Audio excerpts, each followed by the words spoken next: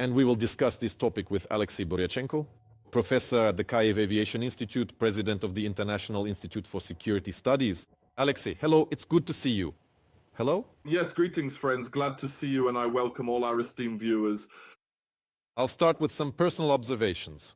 Recently, Russian propaganda has stopped talking about deadlines.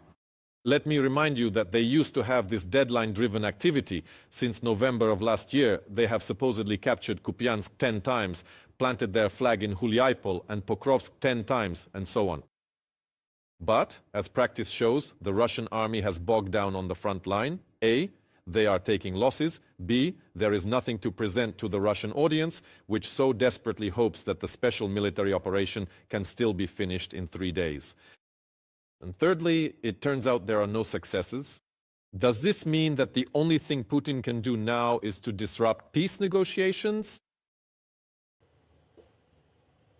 Look, Putin was never inclined toward constructive negotiations. We've talked about this more than once in our broadcasts.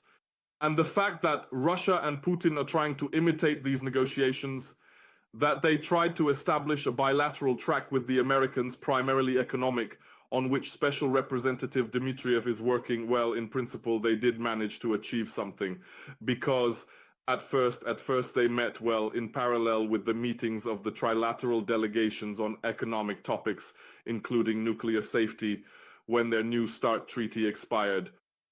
And now, as we can see, they are already meeting outside the negotiation process as well, but now without Ukraine.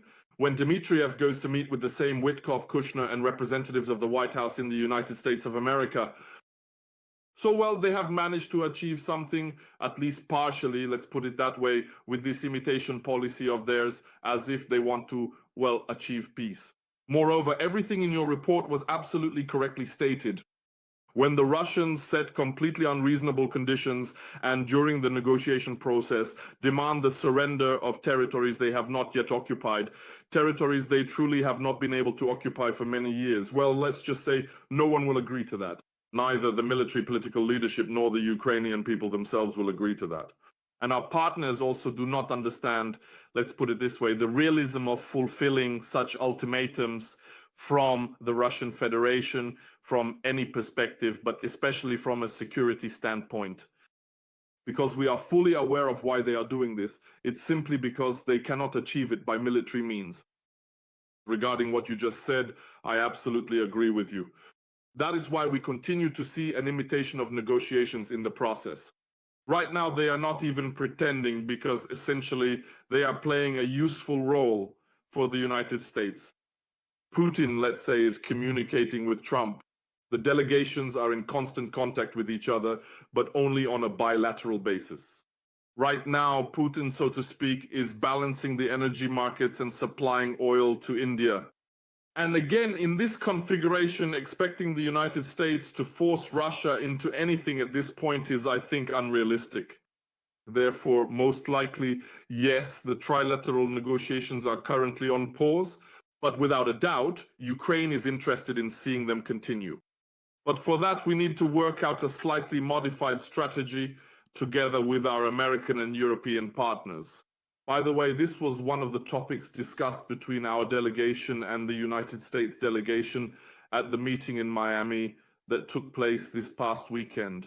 The Americans also understand perfectly well that if they enter the negotiation process without strengthening Ukraine's position, there is no reason to expect any constructive outcome from this process or the desired result for Trump so that he can, as they say, end the ninth war.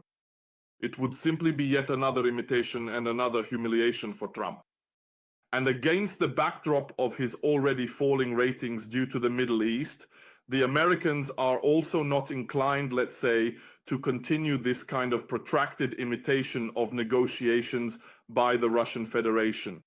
So the Russians will continue to apply pressure on the battlefield. They are not succeeding at this, but one way or another, they keep trying. But as you can see, they are now placing emphasis a bit differently. The Russians are starting to attack using terrorist methods. The shelling has started again. And by the way, the massive shelling with both missiles and Shaheds happened exactly when there was a bilateral meeting between the Ukrainian and United States delegations.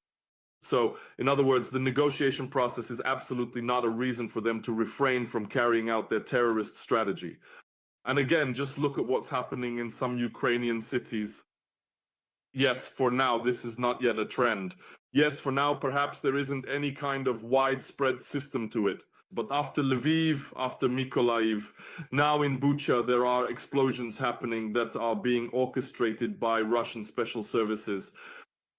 And to be honest, this is quite alarming because the Russian Federation, in its absolute helplessness on the battlefield, is increasingly resorting to terrorist methods of waging war against the civilian population. And by the way, we can recall a large number of cases where Russian agents and collaborators have been exposed by the State Bureau of Investigation, which is working effectively together with the Security Service of Ukraine. Recall those tools of Russian recruitment through electronic games targeting youth and the elderly. And indeed, I think that in the near future, the war may take on exactly this kind of terrorist character on the part of the Russian Federation, with absolutely new and inhuman emphases. That is why it is extremely important right now to see our Western partners consolidate around renewing sanction pressure on the Russian Federation. And these sanctions can be of any kind, political, economic, or the transfer of new weapons to Ukraine. And without a doubt, the role of the United States here is one of the key, one of the leading roles. We are counting on the fact that even the resumption of at least a bilateral track with the United States will give Ukraine additional leverage, including just as cooperation with the Gulf countries does, who are now counting on Ukraine to provide donor assistance for their own security. As you can see, everything in this world is now interconnected. And on the one hand, Ukraine faces certain security risks, including those related to the Russians dragging out the negotiation process. But on the other hand, Ukraine is gaining certain opportunities to strengthen its positions before the resumption of the trilateral track. Oleksiy, let's discuss another point. Recently, people have started talking again about the so-called spirit of anchorage. No one has seen it, no one knows it, no one has heard of it. But the Kremlin manipulates and emphasizes this spirit very strongly. By the way, it's quite fitting for them to talk about spirits. How strategically important is it for the Kremlin right now to drag out the negotiations, to delay the peace process that might begin, or to put pressure on Europe and keep the European Union in fear? What is more important for Putin right now? Most likely, the more resources Putin has at his disposal, the more freedom of action he will have in all directions. Because we understand perfectly well that the more and the more expensively they sell energy resources, and this is happening right here and now, the greater the danger the Russian Federation will pose specifically to Europeans. Well, because again, it's no secret to anyone that Putin has long dreamed of re-establishing full control over the Suwalki corridor and gaining access to his exclave, the Russian exclave of Kaliningrad Oblast. At the same time, he wants to push back NATO's borders, at the very least from the Baltic states and possibly from some Nordic countries, especially Finland. And again, to take control of the Baltic Sea. These goals have never been taken off the table, so to speak. And the only thing that has prevented Putin from actively pursuing them is exactly what you correctly pointed out and stated. They have become bogged down in the war against Ukraine. European analysts have calculated that if the war in the Middle East drags on, for example, until September, then Russia could receive an additional approximately $250 billion. So you can imagine how much this would complicate the situation for our European partners, and the possibility of direct military escalation or some kind of large-scale, yes, broad special operation carried out simultaneously in many directions increases significantly. And this is no longer about some distant 2027, 2029, or 2035. This could already happen in 2026 against the backdrop of political destabilization and complexity in Europe. Yes, amid the elections in Hungary, the rise of the far right, the economic crisis, the crisis of competitiveness, and the migration crisis. Indeed, the Russian Federation is already actively intimidating the Baltic countries with the threat of such aggression right here and now. I am deeply convinced that these information leaks about the Narva Republic are coming specifically from the Russian Federation. They are already floating plans as if for an invasion of Estonia and other Baltic countries. Simply put, they want Europeans to get nervous for internal panic to start spreading among them so that they become even more willing to negotiate with the Russians, even without active hostilities, more so than before.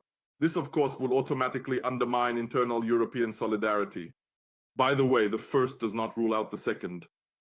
It is possible that at some point, when the level of destabilization within Europe reaches its peak, the Russian Federation will carry out its plan. That is why, as we discussed earlier, it is extremely important right now to prevent Russia from obtaining these additional resources and from planning further escalation towards both European countries and NATO. It is extremely simple to do this, and we always explain it to our partners in very simple terms. Just help Ukraine and reinstate the relevant sanctions and formally expand them against the Russian Federation. Because, let's put it this way, Ukraine is currently your only trump card when it comes to ensuring pan-European security. Because there is no such army in any European country. No European country has an army with this level of experience.